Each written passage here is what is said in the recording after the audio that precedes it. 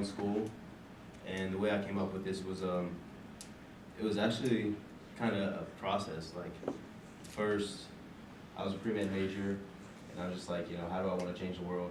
I'm gonna be a doctor, kind of making a lot of money, and I just don't want to do it just for me. I want to actually impact somebody's lives, and so, a random thought just popped into my head. Oh, it would be nice to have a school. That'd be cool, like a school named after me. That'd be awesome. But and then I just kind of put it back in the back of my head and never thought about it again. And then as I was a child, my father wasn't there, and so my god brother, his dad stepped in and kind of helped raise me, kind of showed me a little bit of things. And I called him one day because I haven't seen him in a couple of years, and I just wanted to thank him for like all that he's done for me. And he was just like, yeah, you're welcome, but do it for somebody else. Like, just do it like how I do it for you. And so that really touched me. Like, that touched my heart, and I was just like, man, I really have to do something now.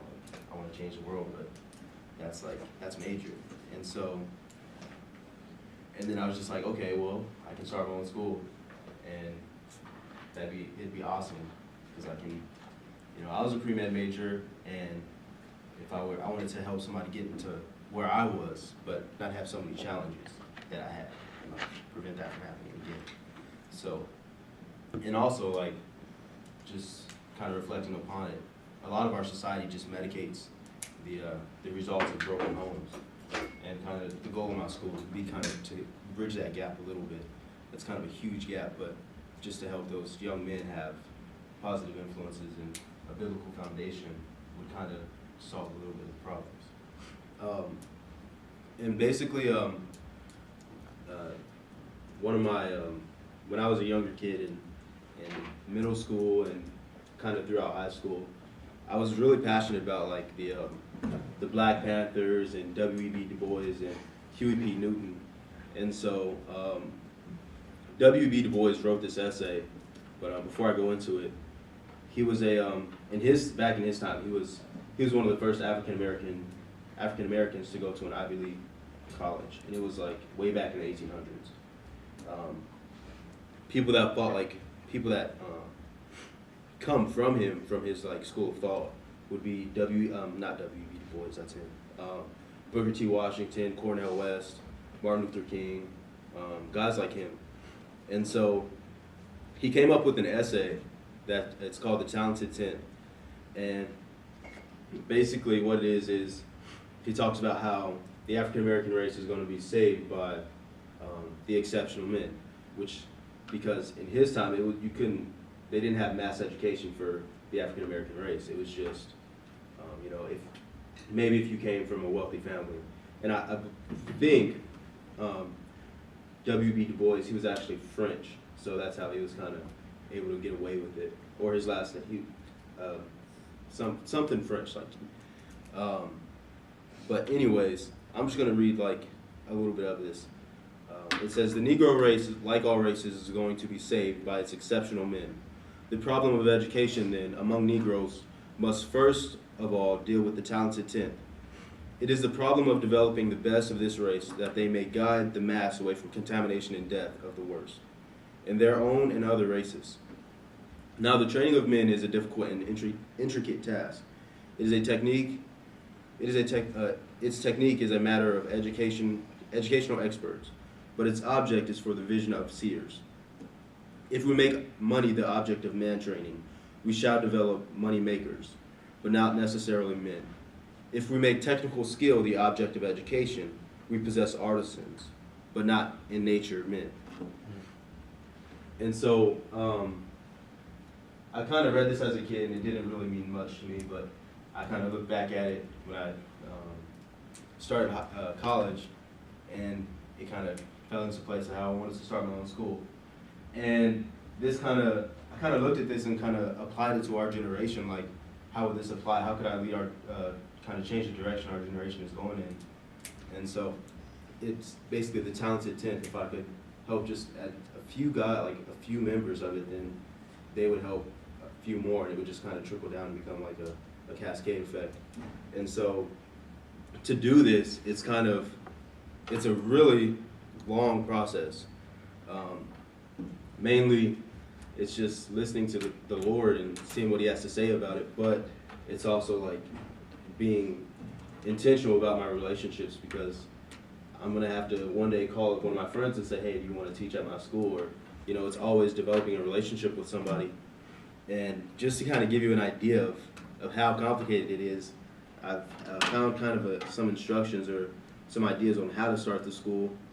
And let's see, here's a few of the steps just to kind of give. That's where we start. We start from, you know, actually coming up with the vision, determining the mission of the school, and then we end at like actually, after we raise money, choose our textbooks and all that other stuff, we then decide where we want to have the school and then go into it. But there's pages upon pages and books upon books that I could get to help me find out about it. But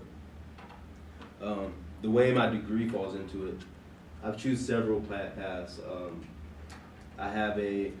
Right now I'm a double major, business management, leadership, and psychology. That would help me by just the psychology aspect of it, just basically I didn't want to be an education major because I feel like, you know, I didn't want to be in that mold and then try to start my own school and basically repeat the same thing that's happening. And so I chose psychology because it would help you actually you know, counsel the people, counsel those young men that I want to impact. And then business management and leadership I chose because obviously, you know, I have to be able to manage some aspect of my school and be a leader as well. So I've looked at several master's schools. I have 3 options that I've looked at.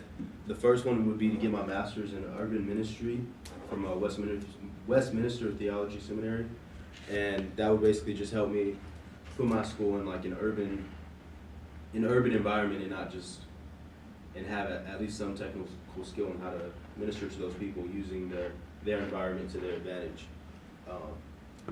And then I've chosen industrial organizational psychology, which basically, that degree is, those professionals with that degree help businesses run more efficiently. So there's a PhD in that same field, but in education. So I'd be able to kind of help my school run more efficiently and actually do more with less. And then the final, and the industrial organizational psychology would probably be at, I was looking at NYU, some school in Ohio, Chicago, or Grand Canyon University. And then the final degree would probably be social work or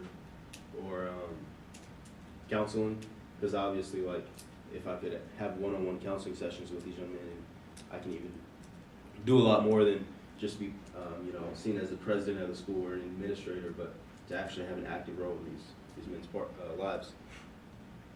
And ultimately, like, the goal of my school would just to give these men like an education to help them become leaders, but also give them like a biblical foundation and actual life skills that they can actually use, like financial management, maybe how to cook, how to clean, how to dress, interview, and stuff like that. But obviously it would go into more depth, some agricultural skills maybe. And so the way my worldview comes into this is just we'd be giving them a biblical foundation, but we'd also we'd challenge them to live by that, but we wouldn't force them to. Like it wouldn't. This article kind of suggests that if it's going to be a private Christian school, that would kind of be connected to a church, but that would also put us in that would put a lot of boundaries on the way we decide to teach, on how we decide to teach, and so we wouldn't necessarily force them to become, or like, you know, basically like this school. Obviously, there's not everybody at this school is Christian, but they do have the choice to follow or not follow. So there's not going to be any like negative effects from that, from our school on them. And so, yeah, obviously my goal is going to take like 15 years, maybe 20 at the max, but Maybe a I'm pretty- lifetime. Yeah, it's gonna take it's a lifetime goal, but I'm pretty positive like that this will change some lives and kind of at least help our generation a little bit. So that's all I have. Thank you. Comments?